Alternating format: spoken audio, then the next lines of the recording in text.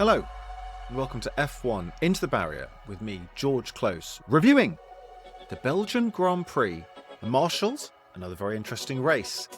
And again, we're at that peak point in the championship where is it getting away now from George Russell and Lewis Hamilton? Has Kimi Antonelli been able to stamp his authority on this championship and build a 45-point lead over Lewis Hamilton? And because of George Russell's DNF, he is now 50 points behind Kimi Antonelli. It's tough. I think it's ultimately come down to reliability, whether or not George can claw that back. Kimi is bound to get caught up in some sort of incident over the rest of the season, and we've seen reliability problems for Mercedes, and way more on that on this whole George engine debate coming up, by the way.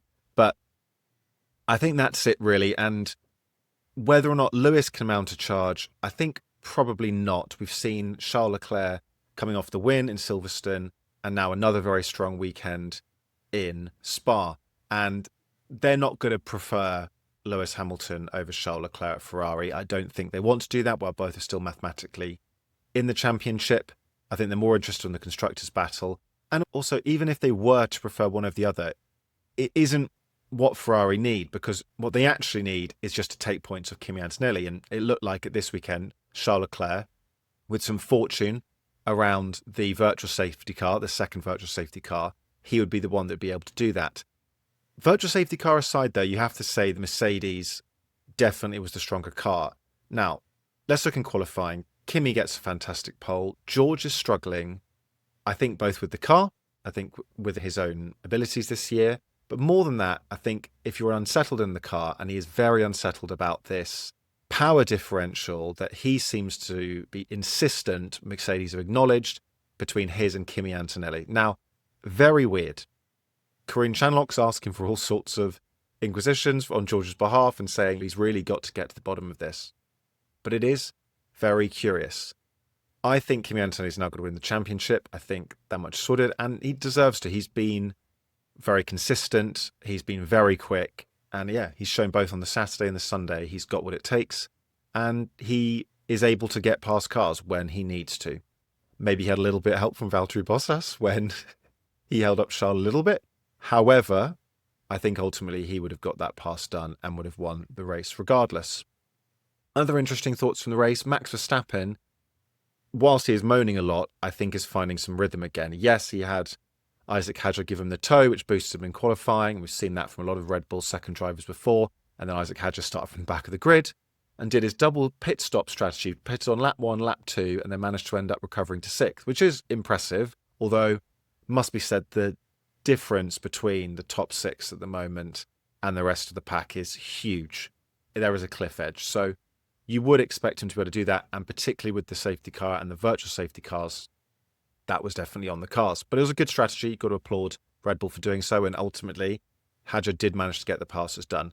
But back to Max, he did look strong. He looked strong at the beginning. I think he is now feeling he can extract the most out of the car.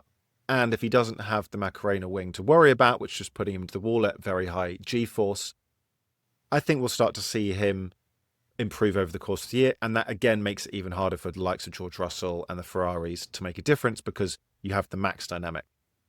McLaren as well were very interesting. Lando Norris, had he not taken the penalty for getting a new Mercedes battery on his car, probably had the raw speed for second. And it would have been quite interesting to see him up against Antonelli, particularly after Antonelli's poor start. I thought Lando Norris this year has really managed to strong-arm Piastri, although Piastri has maybe had some interesting self-learning algorithm issues in his car in qualifying. We'll quickly divert to that. Effectively, in terms of engine management, the cars are allowed an element of self-learning so they can get better at deploying energy around the lap. And the analysis of his qualifying lap was that caught him out, and it basically restricted and changed the way that energy was deployed. Now, these energy deployment, particularly at these longer tracks like Spa, I think now are not a good optics for Formula One. I do think it looks very bad.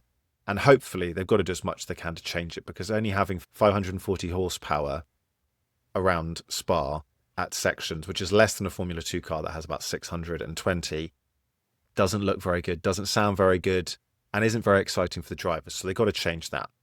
I digress. Lando Norris was very quick, and and made his way through, yes, with some safety car help, but made his way through very quickly and showed genuine pace. There was an interesting point for the Ferraris where Charles obviously had the better start. Lewis also got a very good start, but had the tangle with George. Now, the tangle with George was a racing incident. I know they said that Lewis initiated the incident and George had gone far past enough. It was past the outside mirror to earn the line in the corner, and he lost traction as a mitigating circumstances in the dirty air behind. I still think when you look at where the braking points are and George going around the outside, there is more space around the outside. And Lewis, yes, does understeer a bit, but even George felt it was a racing incident, which I thought was curious. And George just blamed the fact that he was there on this engine problem, not on Lewis.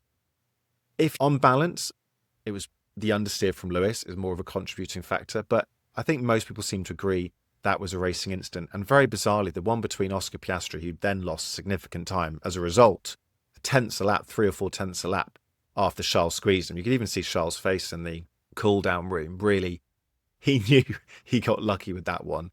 Charles put the squeeze on. I think Oscar Piastri was far enough alongside to earn that space. Those are the two really critical moments through the Grand Prix. We had the Audis doing quite well again, and the Racing Bulls once again delivering. It's interesting that because Lindblad outqualified Lawson in Silverstone, he actually has got the upgrades at the moment on that Racing Bulls car, which I thought was a good way of actually settling it between teammates and encourages competition. Yeah, I like that. And we also saw the Alpines again, maybe with a little bit more of a fight back, trying to challenge the Racing Bulls, who have seemed to have asserted dominance at the midfield. At the back, it's all woes, of course, for Aston Martin. And yes, it seemed that Williams missed an opportunity to pit Carlos early, actually, which is a bit disappointing. But overall, I think the interesting stuff is out the front, right? And I think Charles Leclerc has bounced back very well personally since Lewis got the win and actually shown why he is still an equal driver to Lewis, and they're very similar in qualifying. Again, just so close in qualifying.